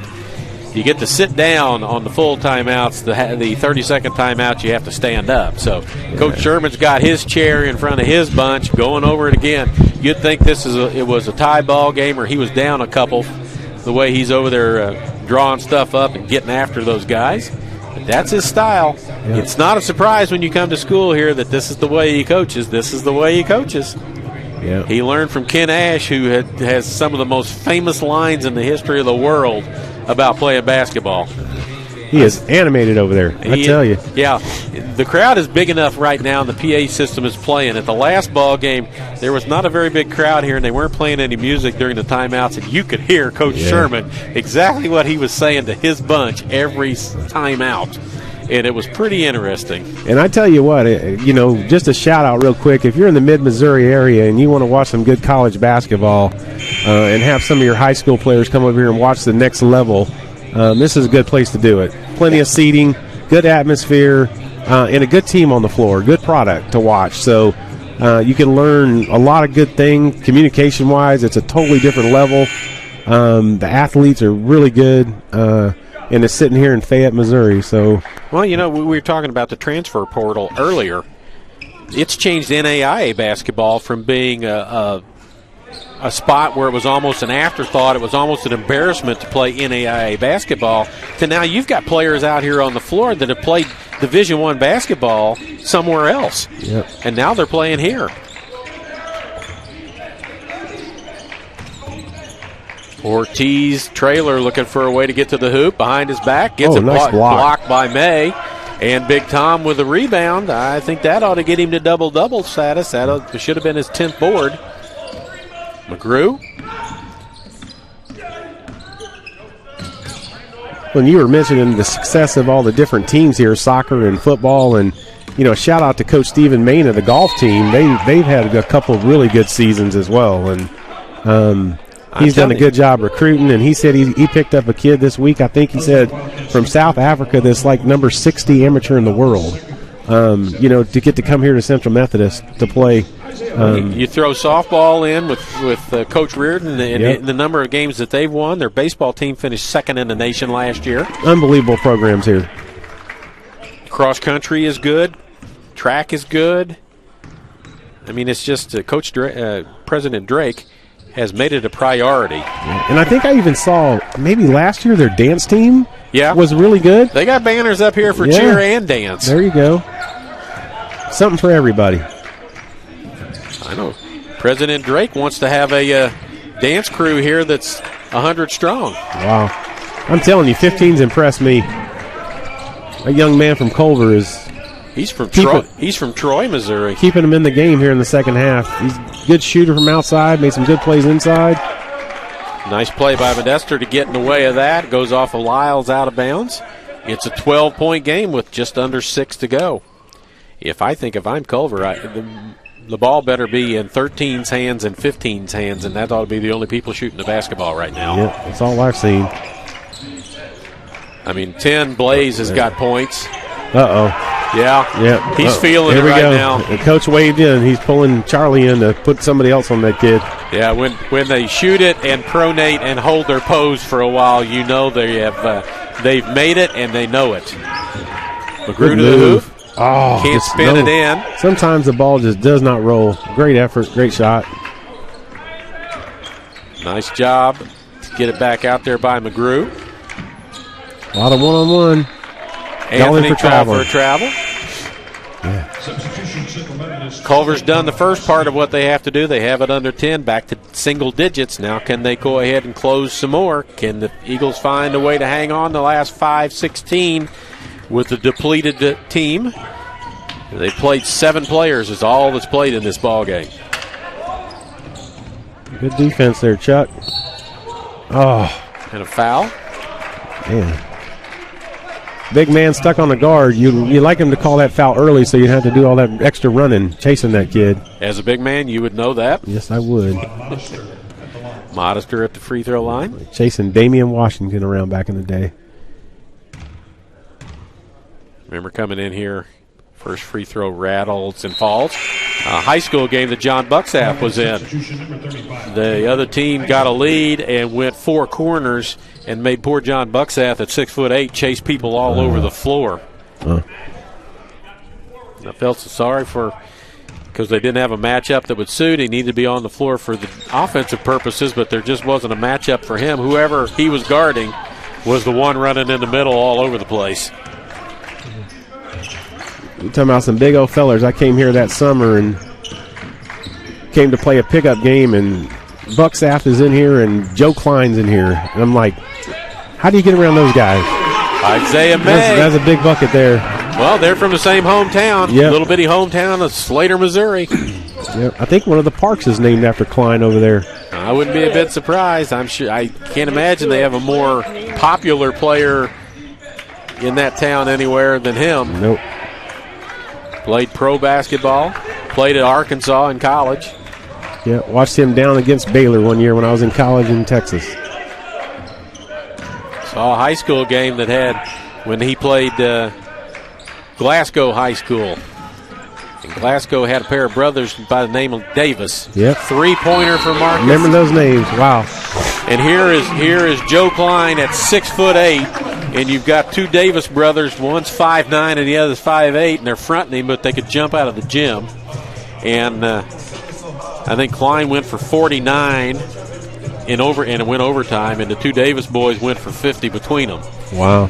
But I remember the 2 Davis boys at Glasgow made it to state one year, and Glasgow in their warm-ups would do whatever, and then they go to the locker room, come out, take their warm-up pants off, and be ready to go, and they'd line up at half court and run in and touch the net or whatever they could do. These 2 Davis boys standing at the back end of the pile at 5'8" and 5'9", one was left-handed, one was right-handed, ran up, had chalk on their hands and put their handprint on the square of the backboard, one on each side of the basket, and you could look up there and see these 2 handprints up on the side of the up on where the square meets at the top of the back. And I'm going, gee whiz. You're talking about Glasgow. I was fortunate enough to play my 1 year at Kemper with Mike Littrell. Man, dude had like size 17, 18 feet. Yeah. But what a guy. Big player inside. Yeah, his dad was a legend over here, I think, in Glasgow. Larry, yep. I remember the jokes about Littrell was his shoes showed up at 5:24 and he got there at 5:25. Yep. Bronikowski doing a nice job of cutting off the baseline, but a cut to the basket by Modester.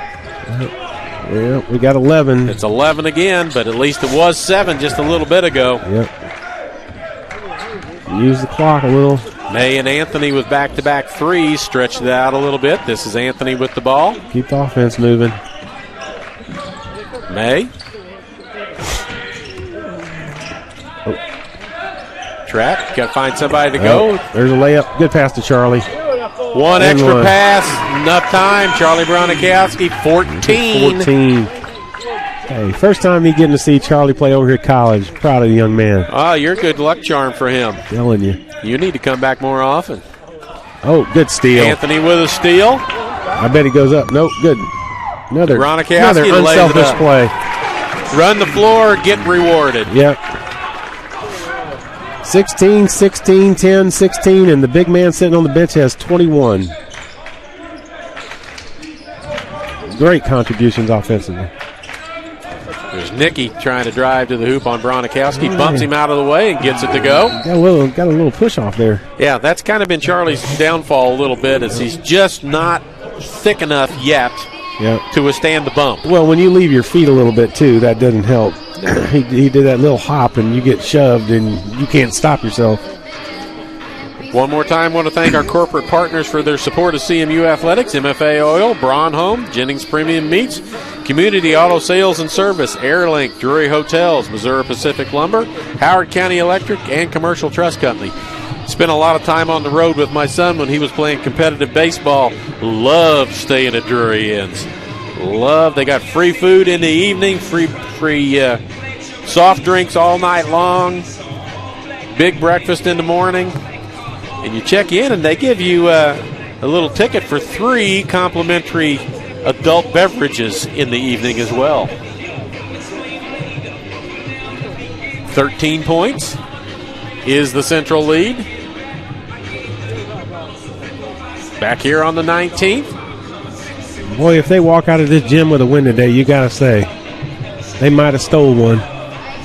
You would say, yeah. Not a lot of college teams can lose their three starters and put up a night like today, or tonight, this afternoon, sorry. That's all right. Yeah. You know what? I mean, they're still when you shoot 51.7 and the other team shooting 50%, you talking about good shooting ball game. I tell you what. Yeah, it's not like it's not been a sloppy ball game. You would think with the players off the bench for Central that you would lose the ball handling, because Tim Cameron is their he's the ball handler for them. He's not playing today. So it's into Lyle's hands. McGrew, almost out of bounds. Knocked out of his hands. Riznicki puts it up and in. They're going to have to watch the press. Lyles has it. He's trapped again. Wants a timeout. Gets it. Looked like he changed pivot feet once or twice. Yeah. We got caught on the wrong end down there. Yeah, we're going to have to figure that out pretty quickly, because we get it in, get trapped, and we're not able to get it out of the trap fast enough to avoid trouble. Yeah.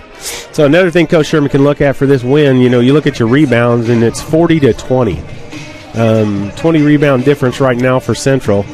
That's huge in a basketball game. Well, on the season, Central is out rebounding their opponents by 203 on the season in 15 games. This is going to help that stat. And you can see their guards go to the boards, their big men go to the boards, so everybody contributes. And I think when I looked at the rebounding, you got multiple kids with 5, 6. Yeah, it's not Thomas made it to the double-double. He's got 10. Trent's got 7. Marcus has 4. Charlie 5.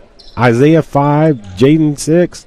I mean, everybody's rebounding. Yeah, it's one of those, we all have to do it. Yep. There comes Lyles, and he tries to turn the corner, fouled as he goes by. Yeah, free throw shooting contest now. We will be in the bonus for everybody How from here on out. How are we on that, Charlie? So far today it's been decent, but season free throw percentage, we shoot 66%. we're sitting at 76 today, so let's improve that. Let's see how Lyles is after he shoots this first one, because I don't want to jinx him.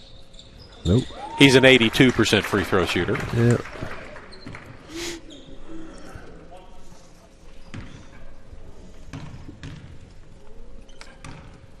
Back to 12. Hate to talk, it's like golf. I know. It's awful quiet in here. Yeah. Huh.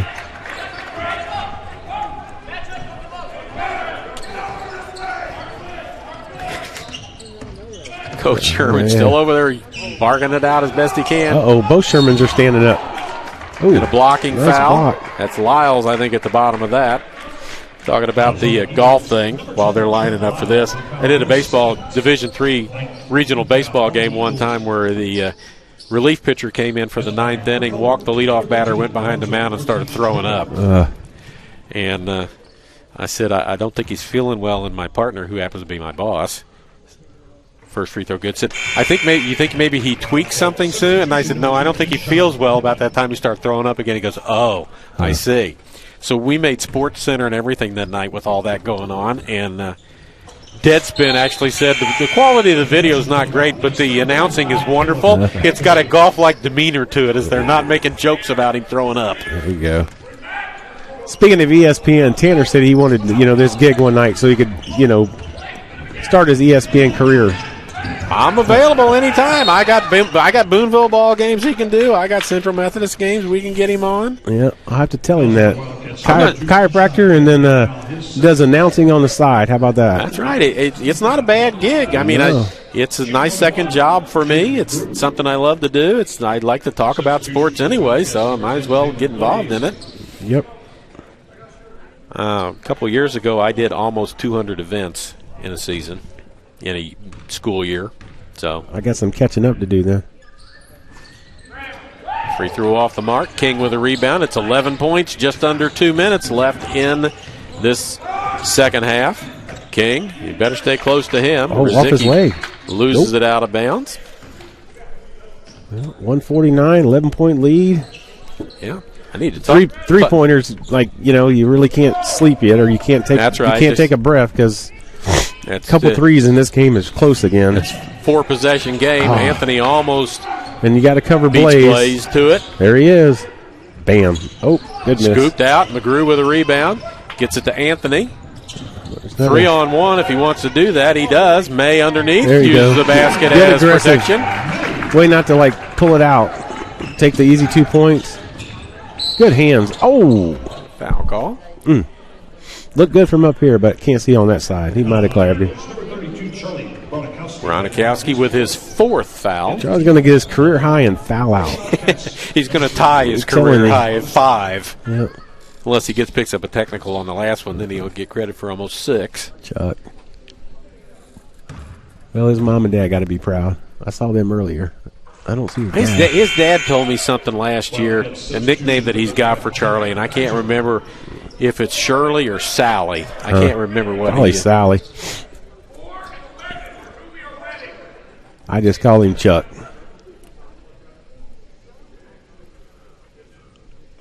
I think I just heard the Culver coach yell out 4 and 11. That's who we're fouling.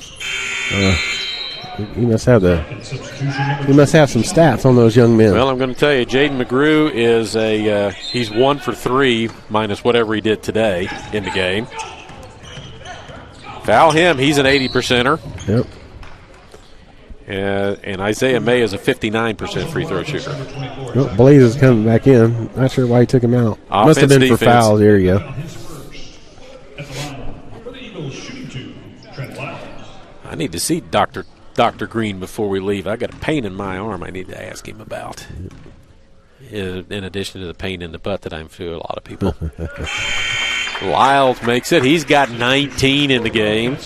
Well, Dr. Green moved back downtown, where Holtwick Chiropractic used to be after the fire. So he's back open down there this week, and I'm very familiar with having to relocate for fires. Yep. I had an office in Boonville that the building next door, the Steinhaus restaurant, caught on fire and burned down their building and the building I was in. So I had to relocate for that as well. So I understand that pain in the backside. Ortiz Trainer down the lane, puts it up, can't get it to go. Foul called. Little bailout call there. Yeah. That kid, He's got 17 in the game. Second on Anthony. Lyles over looking for a towel or water by the bench. Gets some water for the last 1:07. Figures he's going to shoot some more free throws before this is done. First one by Ortiz Trainer, good. Kaiser and Petty back in the ball game for fouling purposes. We're at double bonus for everybody from here on out. 2 free throws. You look at the percentages shot today, and you could argue that, it hasn't been a very good defensive game, but I haven't seen it. I mean, it looks like it's been really competitive, just some good shooting going on. Into Lyles. That's who they wanted to foul. This is the other one that they said they want to foul. Bronikowski is going to go to the free throw line. Let's see. He hasn't been there much. 5 of 8 coming into today. Charlie can get to 18. Look out. Wildcats number 35, Caleb Kaiser, that foul his third at the line, shooting 2 for the Eagles. Charlie Bronikowski.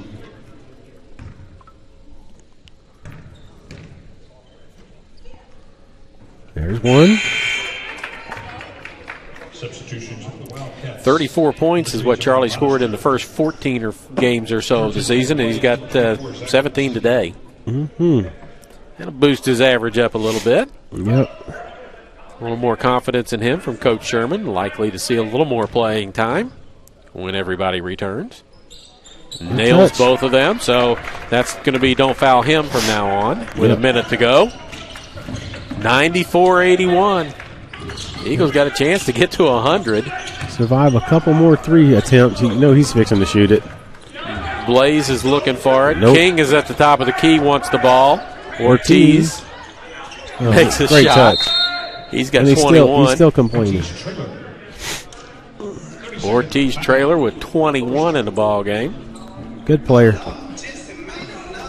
Kind of makes you wonder. I don't know who all they have played in conference, but to be 2-4 at conference, they must have had to have played the top teams out of their side of the bracket.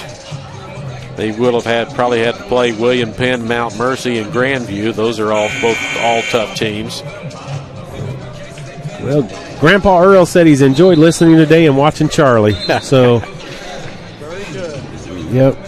Well, we're glad you enjoyed your afternoon, Earl. Now, root for the Cowboys this evening. Don't go take a nap or nothing. Now, Grandpa Earl, clarify that you enjoy listening to Joe and watching Charlie, not listening to me. Now, like he said, it's good to know good people, and Charlie's good people. So, both Charlie. Chuck in you, Charlie. Get the ball inbounds. Anthony, 2-on-1, 3-on-1 if he Here's wants Chuck to go. for a 3. He's standing out of bounds. Wanted to make sure he was behind the three-point line. He was. Coach Sherman's still coaching. Why is he doing that? Why did you line up standing out of bounds? All we got to do is hold on to the ball. Yeah. Oh. We got an 11-point lead and the ball. Oh, that's got to be a travel. Oh, Charlie fouled out. We called it. Yeah. Sometimes you just got to get out of the way. Yeah, and that'll bring Tom Sawulu back into the ball game. He's a 69% free throw shooter, so he'll probably be the next one they go after if he can get the ball in his hands. So Bronikowski fouls out. 18 points, Joe? Is that what he has? Yep, 18. Let's see how many rebounds he ended up with. He shot 7 for 9, 18 points, 5 rebounds, and then 5 fouls. So Modester makes the first one. He's got 7. 10-point lead, 35.3. The Fowlers are getting ready to come back in, and I don't mean Blake Fowler and friends. I mean Keyshawn Petty, who's come into the game to press and foul. I guess I didn't think Culver's good players their shooters were in foul trouble. But I don't think they are. I just don't think they want to use them up. Maybe because they're going to come right back in. We'll soon see when it goes back up on the scoreboard. Ortiz Trailer, his third. Marcus Anthony at the line. 16 points for him. Well, he's going to try to that's catch Charlie here. I think that's a career high even with his games from last year. So you got 5 guys in double figures. You got a 21, a 20. He's going to get to 18 after he makes this free throw, and Charlie got 18. That's impressive.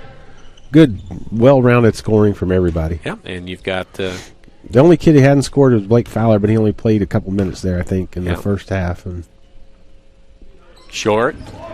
Oh, tried to go get his own rebound. And they want a review. 27 seconds if we're calling for a review. Yeah, and this will be a 3.5-minute review to get it back. We had a review here not very long ago that took about 5 minutes, and it put 1/10 of a second back on the clock. That's if they wanted to check the time on it. By the time they did that, we would have been done and out the door. We were still looking at it. And then their other problem they have with that monitor is when they turn it where they can look at it there, sometimes it shuts off. So then they have to go behind there and look again, or if they can get it back up. But that's a real nice system. That monitor's got 4 different cameras on it, and you can pull one of the cameras up, make it full screen, and go back and forth with it. I fiddled with the idea of trying to figure out how to tap into that to get those cameras. But it's a 4 shots on the same screen. That's what I would get, would be the 4 shots on the same screen. I couldn't get one of those shots out of it to use. So we're trying to update a little bit and get another view. That's what the 2 other cameras are for. When we get to some big games, maybe we'll be able to put those things. I've got wireless camera set up where I can put a camera anywhere in here that I want to put it in here, that I could put it over there somewhere and we could go to another view. With it being wireless, there's a slight delay, so it kind of messes things up just a little bit. Now, the 2 officials that looked at it are going to talk about it, and then they'll go talk to the other official who's been diligently standing at midcourt just watching the logo. He's a third vote. He gets to cast the deciding vote. One of these 2 will come over and take his spot, and then those 2 will go look at it and then come back. Well, again, it's a 10-point game with 27.8 to go, and they've made up their mind. And it is. They can't tell. Yeah, they're with the hands up. It must be Culver-Stockton basketball. What's that? Incontrovertible, in whatever it is, visual evidence. Indisputable. There you go.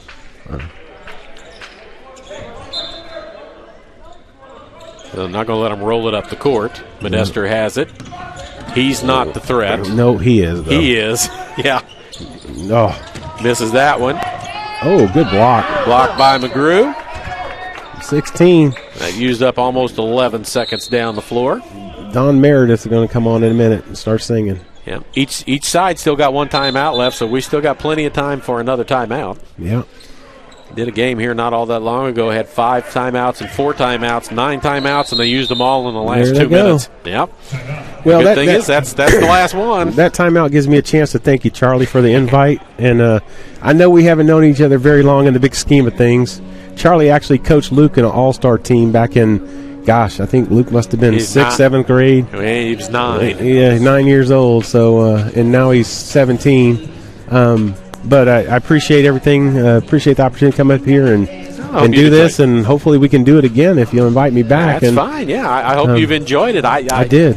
I get a kick out of doing these games, and sometimes people get tired of hearing my story over and over again. They'd like to hear somebody else's. So when you get a chance to tell about your adventures here and your days at Central, that makes a lot of people happy. You can talk about your teammates. If your buddies are watching online critiquing you or anything. Yeah, there you go. That's always the bottom line of it is here's what you did wrong instead of here's what you did right.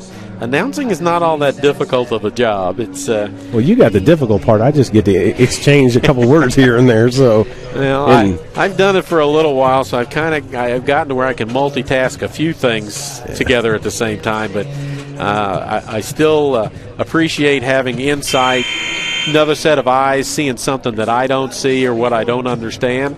I played basketball in high school, but that's as far as I got with it. And, I don't know the nuances of the game.